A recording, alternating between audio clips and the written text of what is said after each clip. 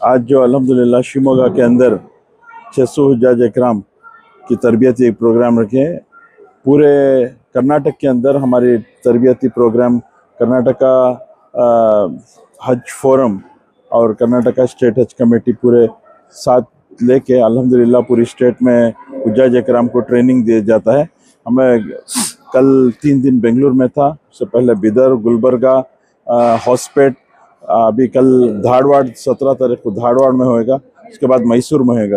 तो पूरा स्टेट हम लोग कवर करेंगे अल्हम्दुलिल्लाह। इसके ज़रिए से हुज्जाज इकराम को जो भी नए नए हर साल जो अपडेट्स होते हैं वो अपडेट्स हम ट्रेनिंग फोरम के ज़रिए से उनको बताते हैं, और जिसमें आसानी होगी हुज्जाज इकराम को कि क्या क्या नए नए अपडेट्स सऊदी में किस तरीके से हज करना हो, किस तरीके से अरकान उनके पूरे कंप्लीट होना, वो पूरी तरबियत एक दिन की पूरी तरबियत प्रोग्राम रहती है इसके अंदर। और ये शिमोगा के अंदर हमारे बल्खी साहबा बहुत इनिशिएटिव लेके किए हैं, अल्लाह सुब्हान तआला उनको कबूल फरमाए। जैसे ही हमको मालूम पड़ा कि शिमोगा में ये ट्रेनिंग प्रोग्राम करना बोल के बल्खी साहबा मैं पूरा खड़को करती हूँ करके आपा जिम्मेदारी लिए, और उनके साथ पूरी एक टीम, बड़ी टीम है जो उनके साथ दिन रात खड़के इस प्रोग्राम को कामयाब किए। जो कोई भी हुज्जाज इकराम की खिदमत करता है और उसके हर चीज़ से साथ देता है, अल्लाह सुब्हान तआला उनको साथ देता है। ये हमारे जैसे बेंगलुरु के अंदर हमें जो पूरी कर्नाटक से जो हुज्जाज इकराम को छोड़ने के लिए आते हैं, हमारे ज़मीर साहब की तरफ से 10 साल से अल्हम्दुलिल्लाह लंगर का प्रोग्राम होता है। तो इस मरतबा भी लंगर का प्रोग्राम काम शुरू हो चुका है बेंगलुरु के अंदर। जितने भी शिमोगा के हुज्जाज इकराम आएंगे उनको रहने का, खाने का इंतजाम पूरा हमारे ज़मीर साहब करेंगे, और हमारे हज मिनिस्टर जनाब रहीम खान साहब भी साथ देंगे।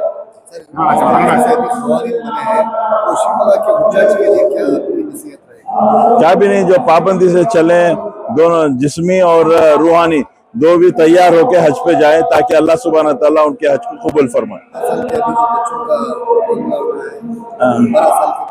वो अचानक सऊदी गवर्नमेंट 2 दिन पहले 12 साल के कम उम्र बच्चों को, 12 साल से कम जो है उनको कैंसिल कर दिया, all of a sudden cancel कर दिया, जिसके अंदर पूरे कर्नाटक से 30 पर 6 बच्चे थे इस बार जो 12 साल से कम उम्र के, तो उनको सब हम कैंसिल करना पड़ा। अस्सलाम वालेकुम रहमतुल्लाहि बरकातुहू। आज शिमोगा शहर में सबसे पहले मैं अल्लाह की ज़ात में शुक्रिया अदा करती हूँ। आज सबसे पहले हमारी और स्टेट हज कमेटी का भी ममनून मशकूर हूँ कि उन्होंने एक जिम्मेदारी दी हमें। यहाँ पर शिमोगा में 4 डिस्ट्रिक्ट को मिलाकर हाजियों के लिए ट्रेनिंग रखने के लिए, इस ट्रेनिंग को मुनक़िद करने के लिए मेरे साथ एक बड़ी टीम अपने आप में आकर एनरोल किया। उन्होंने खिदमत अंजाम करने के लिए पुरजोश उन्होंने आए। उनका एनरोलमेंट कराने के बाद वहाँ पे स्टेट के चेयरमैन हमारे टीपू साहब आकर उसकी इनाग्रेशन किए हैं, और बहुत अच्छा इंतजाम हमने अपनी तरफ से कोशिश की है किसी को कोई ना परेशानी आए। और वहाँ पर जाकर मैं खुसूसन हाजियों से गुजारिश करती हूँ कि कौम मिल्लत के लिए दुआ करें, उनकी हर परेशानी को दूर करने के लिए दुआ करें, और सारे हिंदुस्तान में जो भी हमारा इस्लाम दुश्मन और दीन का दुश्मन है उसका खात्मा करने के लिए दुआ करें। और ऐसा नहीं है कि अल्लाह रब्बुल मुस्लिमीन है, अल्लाह रब्बुल आलमीन है, हर एक कौम का भी अल्लाह ही है। तो अल्लाह नहीं चाहता कि किसी को, उसकी बंदों को किसी को भी जुल्म हो, किसी पर भी मुश्किलात आए, तो अल्लाह ही हल करना चाहिए। इसके लिए दुआ करने के लिए अल्लाह ताला भी हमारे हाजियों से गुजारिश करती हूँ कि अमन और अमान के लिए, भाईचारगी, इत्तेहाद, इत्तेफाक के लिए और चैन से अपनी जिंदगी गुजारने के लिए वहाँ पर दुआ को ट्रेनिंग दी जाती है, ऐसा लगता है। यूँ तो मैं पहले भी हज कमेटी के मेंबर रह चुकी हूँ। स्टेट लेवल पर प्रोग्राम मुनक़द होता था और इससे पहले भी डिस्ट्रिक्ट लेवल पर भी हो रहा था। आज 4 डिस्ट्रिक्टों को मिलाकर, मुझे पता नहीं चेयरमैन साहब उसका इल्म रखते हैं, यहाँ पर 4 डिस्ट्रिक्ट को लिया है। ये होना जरूरी है क्योंकि हर कोई बेंगलुरु ही जाकर वहाँ पर रहने का इंतजाम हो या किसी और परेशानी नहीं होना चाहिए। इस तरह की प्रोग्राम के लिए बाजू के पास के डिस्ट्रिक्ट वाले आकर यहाँ पर जो बीच में एक डिस्ट्रिक्ट है उस वहाँ पर ट्रेनिंग प्रोग्राम के आसानी से आ सकते हैं, आसानी से ट्रेनिंग ले जा सकते हैं और अरकान पूरे करने के लिए बगैर परेशानी की ट्रेनिंग ले सकते हैं। इस तरह का आइंदा भी इसी तरह से स्टेट हज कमेटी से अपील करती हूँ, इसी तरह से प्रोग्राम मुनक़द करने के लिए आप कदम उठाइए। 4 डिस्ट्रिक्ट हो या 5 डिस्ट्रिक्ट हो, किसी एक डिस्ट्रिक्ट को सेंटर बनाकर प्रोग्राम करने से हाजियों को भी आसानी होगी और प्रोग्राम करने के लिए भी तमाम खिदमत अंजाम करने के लिए भी लोग पुरजोश कदम करेंगे। ಶಿವಮೊಗ್ಗ 5 ಜಿಲ್ಲೆಯಿಂದಲೂ ಕೂಡ ಇವತ್ತು ಇಲ್ಲಿ ಬಂದಿರತಕ್ಕಂಥ ಟ್ರೈನಿಂಗ್ ಕ್ಯಾಂಪ್ಗೆ 4 ಜಿಲ್ಲೆಯಿಂದ ಈ ಒಂದು ಟ್ರೈನಿಂಗ್ ಕ್ಯಾಂಪ್ಗೆ ಇವತ್ತು ನಮ್ಮ ರಾಜ್ಯದ ಹಜ್ ಕಮಿಟಿಯ ಚೇರ್ಮನ್ ಆದಂತ ನಮ್ಮ ಟಿಪ್ಪು ಸಾಹೇಬರು ಬಂದಿದ್ದಾರೆ. ಅದೇ ರೀತಿ ನಮ್ಮ ಈ ಕಾರ್ಯಕ್ರಮವನ್ನು ಆಯೋಜಿಸಿದಂತ ಎಲ್ಲದೂ ಕೂಡ ನಿಂತು ಮಾಡಿದಂತ ನಮ್ಮ ಬಲ್ಕೀಶ್ ಬಾನು ಮೇಡಮ್ ಅವರು ಸೇರಿದ್ದಾರೆ.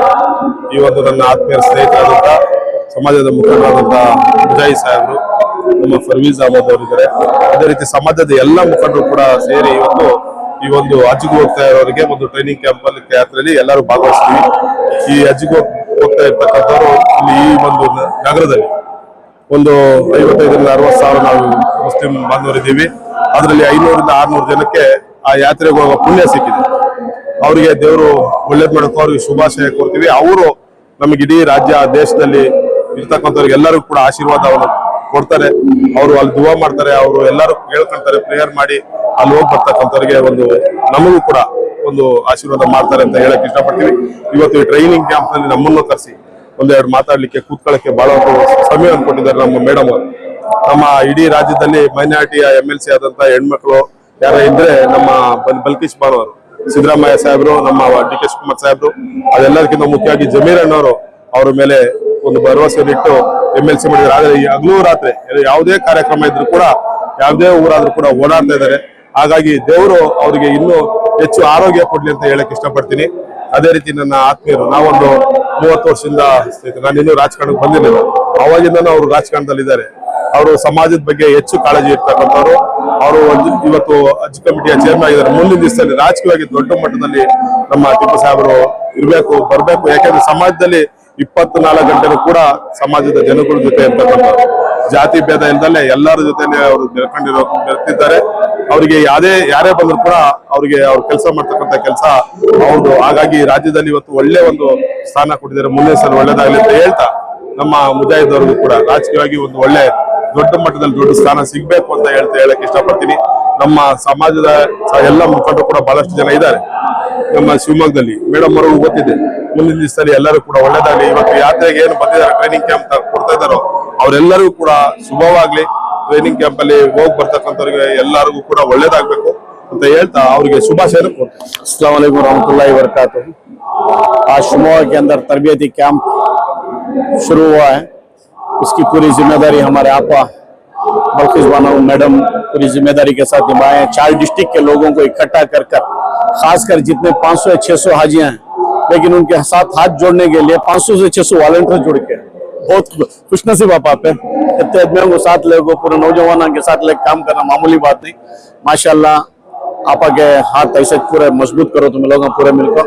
और खासकर 500 से 600 हाजियां जो इधर से निकल रही 4 डिस्ट्रिक्ट के मिलकर, उन लोगों से गुजारिश यही करते हैं कि अल्लाह उनके हज को कबूल करे और उनकी दुआओं में हमारा हिस्सा अता करे। और उसी के साथ साथ श्रीधर अन्ना भी हैं और हमारे टीपू साहब भी हैं, चेयरमैन साहब, और जितने भी वॉलंटियर्स बनकर काम कर रहे हैं, ये हज्जाज अकराम को उधर से हज को भेजने के एक दुआ उनसे मिलेगी बोलकर ये उम्मीद से भेज रहे हैं। इंशाल्लाह मैं उम्मीद करता हूँ सबकी दुआ, सबके लिए वो दुआ करेंगे। और ये बात कहते हुए और हमारे आने वाले दिनों में हमारे श्रीधर अन्ना को भी अच्छा होगा, और क्योंकि हाजियों की दुआ लेकर भेज रहे हैं तो ये हाजियों की दुआ उसको भी काम आएगी इंशाल्लाह। एक बात कहते हुए बात खत्म करता हूं। शुक्रिया। ಈ ದಿನ ಶಿವಮೊಗ್ಗ ಜಿಲ್ಲೆಯಲ್ಲಿ ಒಂದು ಉತ್ತಮವಾದ ಕಾರ್ಯಕ್ರಮವನ್ನು ನಮ್ಮ ಆದ ಶಾಸಕಿ ಮೇಡಮ್ ಆದ ಬಲ್ಕೀಶ್ ಬಾನು ಮೇಡಮ್ ಅವರು ಒಂದು ಕಾರ್ಯಕ್ರಮವನ್ನು ಹಮ್ಮಿಕೊಂಡಿದ್ದಾರೆ. ಈ ಕಾರ್ಯಕ್ರಮದ ವಿಶೇಷತೆ ಏನಂತ ಹೇಳಿದ್ರೆ 4 ಜಿಲ್ಲೆಯ ಹಜ್ಗೆ ಹೋಗ್ತಾ ಇರೋಂಥ ಯಾತ್ರಿಗಳಿಗೆ ಒಂದು ಕಾರ್ಯಕ್ರಮವನ್ನು ಹಮ್ಮಿಕೊಂಡಿದ್ದಾರೆ. 4 ಜಿಲ್ಲೆಯಿಂದ ಹಜ್ ಯಾತ್ರಿಗಳಿಗೆ ಕರೆದಂತ ಕಾರ್ಯಕ್ರಮ ಮೊದಲನೇ ಸತಿ ನಡೆದಿದೆ. ಶಿವಮೊಗ್ಗ ಜಿಲ್ಲೆಯಲ್ಲಿ ಈ ಒಂದು ಕಾರ್ಯಕ್ರಮ ಮಾಡಕ್ಕೆ ರೂವಾರಿಯಾದ ನಮ್ಮ ಬಲ್ಕೀಶ್ ಬಾನು ಮೇಡಮ್ ಅವರಿಗೆ ನಾನು ಈ ಸಮಯದಲ್ಲಿ ಹೃತ್ಪೂರ್ವಕವಾದ ಸ್ವಾಗತವನ್ನು ಕೋರುತ್ತೇನೆ. ಯಾಕಂತ ಹೇಳಿದ್ರೆ 4 ಜಿಲ್ಲೆಯಿಂದ ಕರೆದು ಮಾಡುವಂತ ಕಾರ್ಯಕ್ರಮ ಸಣ್ಣ ಕಾರ್ಯಕ್ರಮ ಅಲ್ಲ. ಆ ಬಂದ ಅಂತ ಹಜ್ ಯಾತ್ರಿಗಳಿಗೆ ಊಟ, ಉಪಚಾರ ವ್ಯವಸ್ಥೆ ಇವೆಲ್ಲವೂ ಸಹ ಅವ್ರ ಕಡೆಯಿಂದ ಅವ್ರು ಎಲ್ಲರನ್ನು ಸೇರಿಸ್ಕೊಂಡು ಒಂದು ಸರ್ಕಲ್ ಮಾಡ್ಕೊಂಡು ಎಲ್ಲರ ಜೊತೆಗೂ ಒಂದು ಕಾರ್ಯಕ್ರಮ ನಡೆಸ್ತಾ ಇದ್ದಾರೆ. ಇಂತ ಒಂದು ಅದ್ಭುತವಾದ ಕಾರ್ಯಕ್ರಮ ಈ ನಮ್ಮ ಶಿವಮೊಗ್ಗದಲ್ಲಿ ನಡೀತಾ ಇದೆ. ಅದು ನಮಗೆ ಹೆಮ್ಮೆ ಆಗಿದೆ. ತುಂಬಾ ಹೆಮ್ಮೆಯಿಂದ ನಾವು ಈ ಒಂದು ಕಾರ್ಯಕ್ರಮಕ್ಕೆ ಎಲ್ಲ ಹಜ್ ಹೋಗೋರಿಗೆಲ್ಲ ಬರಮಾಡ್ಕೊಂಡು ಅವರಿಗೆ ಒಂದಿನದ ತರಬೇತಿ ಶಿಬಿರವನ್ನು ಒಳಗಡೆ ನಡೀತಾ ಇದೆ. ಈ ಒಂದು ಕಾರ್ಯಕ್ರಮಕ್ಕೆ ನಮ್ಮ ಶ್ರೀಕಾಂತ್ ಅಣ್ಣವರಾಗ್ಲಿ, ನಮ್ಮ ಹಜ್ ಕಮಿಟಿಯ ಚೇರ್ಮನ್ ಸಾಬ್ ಟಿಪ್ಪು ಸಾಹೇಬರಾಗ್ಲಿ, ಮುಜಾಹಿದ್ ಅವರಾಗ್ಲಿ ಬೆಂಗಳೂರಿಂದ ಆಗಮಿಸಿದ್ದಾರೆ. ಈ ಒಂದು ಒಳ್ಳೆ ಕಾರ್ಯಕ್ರಮ ಅವರು ಒಂದು ಕಾರ್ಯಕ್ರಮಕ್ಕೆ ಕೈ ಜೋಡಿಸಿದ್ದಾರೆ. ಇಂಥ ಒಂದು ಕಾರ್ಯಕ್ರಮದಲ್ಲಿ ನಾವೆಲ್ಲರೂ ಭಾಗಿಯಾಗಿರೋದು ನಮ್ದೆಲ್ಲ ಪುಣ್ಯ ಅಂತ ಹೇಳಿ ಹೇಳ್ಬೋದು. ಹಜ್ಜಕ್ಕೆ ಹೋಗಂತವ್ರು ಅಲ್ಲಿ ಹೋಗಿ ದುವಾ ಮಾಡಿದ್ರೆ ನಮಗೂ ಒಂದ್ ಸ್ವಲ್ಪ ಅದರಲ್ಲಿ ದುವಾ ಸಿಗತ್ತೆ ಅಂತ ಈ ನಂಬಿಕೆಯಿಂದ ಈ ಒಂದು ಕಾರ್ಯಕ್ರಮವನ್ನು ನಾವು ಹಮ್ಮಿಕೊಂಡಿದೀವಿ. ಹೆಚ್ಚಿನ ದುವಾ ನಮ್ಮ ಮೇಡಮ್ಗೆ, ಬಲ್ಕಿಸ್ ಬಾನು ಮೇಡಮ್ಗೆ ಸಿಕ್ಲಿ. ಯಾಕಂತ ಹೇಳಿದ್ರೆ ಅವರು ಇಷ್ಟು ದಟ್ಟವಾಗಿ ನಿಂತು, ಪರ ವಿರೋಧ ಇದ್ದೇ ಇರುತ್ತೆ ಜನರಲ್ಲಿ, ಆದ್ರೂ ಸಹ ಅವರು ಯಾವುದೇ ಕಾರಣಕ್ಕೂ ಯಾವುದೇ ಹಿಂಜರಿಯದೆ ಈ ಒಂದು ಕಾರ್ಯಕ್ರಮ ದಿಟ್ಟ ಹೆಜ್ಜೆಯನ್ನು ಇಟ್ಟು ನಮ್ಮೆಲ್ಲರನ್ನು ಸೇರಿಸ್ಕೊಂಡು ಯಾವುದೇ ಪಕ್ಷಕ್ಕೆ ಬಿಟ್ಟಿಲ್ಲ, ಯಾವುದೇ ಜಾತಿ ಜನಾಂಗ ಯಾರಿಗೂ ಸಹ ಬೀಳಿಲ್ಲ. ಎಲ್ಲರೂ ನನ್ನ ಅಣ್ಣ ತಮ್ಮಂದಿರ ಅಂತೇಳಿ ಬಿಜೆಪಿಯವರಿಗೂ ಸಹ ಆಹ್ವಾನ ಈ ಸಮಯದಲ್ಲಿ ಕೊಟ್ಟು, ಜನತಾದಳದವರಿಗೂ ಸಹ ಆಹ್ವಾನ ಕೊಟ್ಟರು, ಎಲ್ಲ ಹಿಂದೂ ಬಾಂಧವರಿಗೂ ಸಹ ಆಹ್ವಾನ ಕೊಟ್ಟು ಈ ಒಂದು ಕಾರ್ಯಕ್ರಮ ವಿಜೃಂಭಣೆಯಿಂದ ಆಗ್ಲಿಕ್ಕೆ ಇವತ್ತು ಕಾರಣಕರ್ತರಾದ ನಮ್ಮ ಮೇಡಮ್ ಬಲ್ಕಿಸ್ ಬಾನು ಅವರಿಗೆ ನಾನು ಮತ್ತೊಮ್ಮೆ ಉತ್ಪೂರ್ವ ಸ್ವಾಗತವನ್ನು ಕೋರ್ತಾ ಈ ಒಂದು ಕಾರ್ಯಕ್ರಮಕ್ಕೆ ಬಂದರೆ ಎಲ್ಲರಿಗೂ ನಾನು ಸ್ವಾಗತವನ್ನು ಕೋರುತ್ತೇನೆ.